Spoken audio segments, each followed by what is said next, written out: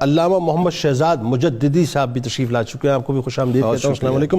اچھا حضور، بات یہ ہے کہ اب ذرا یہ بتائیے آپ کہ اب ہم ایکچولی بنیادی تعارف پہ بھی بات کر چکے، تعلیم و تربیت پہ ابتدائی بات کر چکے، بادشاہت پہ، اب حضرت خضر علیہ السلام نے ایک آپ کو باقاعدہ جو ہے وہ اپنا راستہ دیا کہ جب آپ نے ہندوستان جانا ہے، ایک حکم کے تحت ہندوستان آپ کی تشریف آوری ہوتی ہے اور آپ رحمۃ اللہ علیہ مخدوم جہانیہ جہاں گشت رحمۃ اللہ علیہ سے جو باقاعدہ ملاقات کرتے ہیں، ابھی پورا منظر نامہ ہے، حضرت علاؤ الدین گنج رحمۃ اللہ علیہ سے جو ہے پھر آپ کا بیعت کا بھی سلسلہ ہے، اور پھر یعنی وہ بھی آپ کو کہ وہ آپ کا انتظار کر رہے ہیں فوراً روانہ ہو، پھر تبلیغ دین کے لیے آپ کے ایک اسفار ہیں، یہاں سے مشن کا باقاعدہ جس کے لیے آپ کو تیار کر کے بھیجا گیا، اس کا آغاز ہوا، بتائیے۔ بسم اللہ الرحمن الرحیم،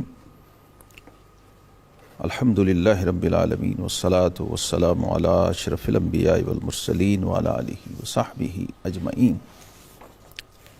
جنید صاحب، حضرت طارق السلطنت قدوۃ القبراء غوث العالم مخدوم سمنانی حضرت سیدنا سلطان اشرف جہانگیر سمنانی قدس سرہ العزیز، یہ تصوف کی دنیا کی وہ نابغہ روزگار ہستی ہے کہ تصوف کا ہر محقق طالب علم جانتا ہے کہ امت کی کل ولایت کو اگر ایک وجود میں مجسم دیکھنا ہو تو وہ سلطان اشرف جہانگیر سمنانی، اللہ اور اگر تمام سلاسل کو ایک جگہ جمع دیکھنا ہو تو وہ سلسلہ اشرفیہ ہے۔ سبحان اللہ، سبحان اللہ، سبحان اللہ، کیا کہنا۔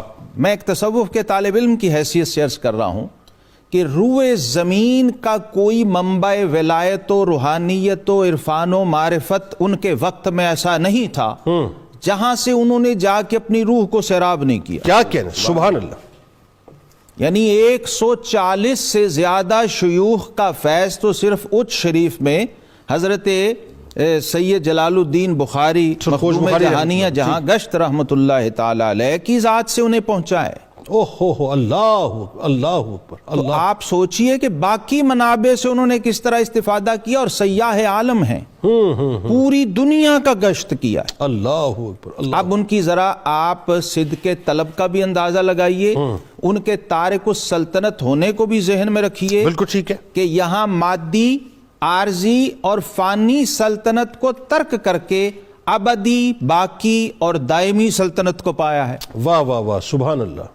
یہ سلطنت دیا جانا ان کو اصل میں اس کا بیک گراؤنڈ یہ ہے کہ چھوٹی چیز کو بڑے مقصد کے لیے چھوڑا کیسے جاتا۔ بالکل ٹھیک، واہ کیا اچھی بات۔ یہ امت کے ان چند معدود چند اولیاء میں سے ہیں، حضرت ابراہیم ابن ادہم رحمت اللہ تعالی علیہ، ان کی روایت کو زندہ کرنے والی ہستی۔ ایسا ہی بالکل ایسا۔ جب پورا عالم پھرتے ہیں تو کوئی ایسا بڑا اس وقت کا ولی نہیں ہے، وہ چاہے مکہ ہو، وہ مدینہ ہو، مصر ہو، وہ شام ہو، وہ افریقہ ہو، وہ ہندوستان ہو، کوئی کونا، اور سینٹرل ایشیا، کیونکہ وہیں سے تو آپ نکلے تھے، وہاں کے سارے۔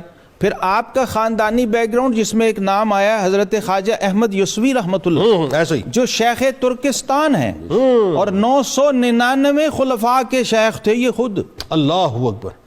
یہ تو ان کے خاندان میں یہ تسلسل چلا رہا تھا۔ تو اس کا مطلب یہ ہے کہ کینوس اتنا بڑا ہے اور وہ اتنا بڑا ظرف لے کے اس کائنات میں آئے ہیں کہ اس وقت روئے حضرت خواجہ بہاؤالدین شاہ نقشبند رحمت اللہ سے براہ راست فیض لیا۔ اللہ اکبر۔ سلسلہ نقشبندیہ کا، اللہ اکبر، اور سلسلہ حسنیہ اور حسینیہ کا جدی فیض حضرت مخدوم جہانیہ جہاں گشت رحمت اللہ تعالی اپنی سند سے جب آپ کو دیا، تو کہتے ہیں کہ سفر کرتے ہوئے جب میں اچ شریف پہنچا، اور حضرت مخدوم جہانیہ جہاں گشت کو جو لوگ جانتے ہیں انہیں معلوم ہے کہ وہ خود آلریڈی روئے زمین کے علوم و معارف کو اپنی ذات میں سمو کے بیٹھے تھے۔ بالکل ایسا ہے، تمام سلاسل کا فیض لے کے، اور اس میں علوم بھی ہیں، اس میں علم تفسیر ہے، علم حدیث ہے، علم فقہ ہے، اس کے وہ اپنے زمانے کے منتہی امام ہیں۔ اللہ اکبر۔ ان سے جا کر حضرت شیخ جب ملتے ہیں اور ملاقات ہوتی ہے اور انتظار ہو رہا ہوتا ہے، تو آپ نے خود لکھا ہے لطائف اشرفی میں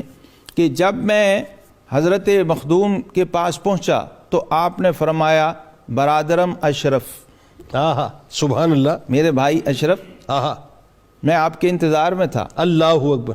تو کہتے ہیں پہلی رات جب مجھے خلوت میں لے گئے تو میں نے دیکھا کہ پورا وجود جو ہے وہ اس کے مختلف اعضاء بکھرے ہوئے ہیں اللہ اور ہر عضو سے الگ الفاظ میں تسبیح کی آواز آتی ہے. اللہ. یعنی یہ کہا جاتا ہے، میری تصریح فرمائیے گا، کہ ابدالوں کی کیفیت ہوتی ہے. جی ہاں، یہ تو ابدالوں کی کیفیت ہوتی ہے جزوی طور پر. جزوی طور پر. یہاں جو کیفیت ہے یہ تو خود ابدالوں کے امام ہیں، حضرت مخدوم جہانیہ جہاں گشت رحمت اللہ تعالیٰ علیہ. یہ تو روئے زمین کے ابدال خود ان سے فیض یاب اور سیراب. ٹھیک، بالکل ٹھیک. تو کہتے ہیں کہ میں ہیبت طاری ہو گئی، حیران ہو گیا، اور جو ہی واپس اس کیفیت میں آئے تو فرمایا برادرم اشرف یہ مقام بھی ہم نے آپ کو دیا.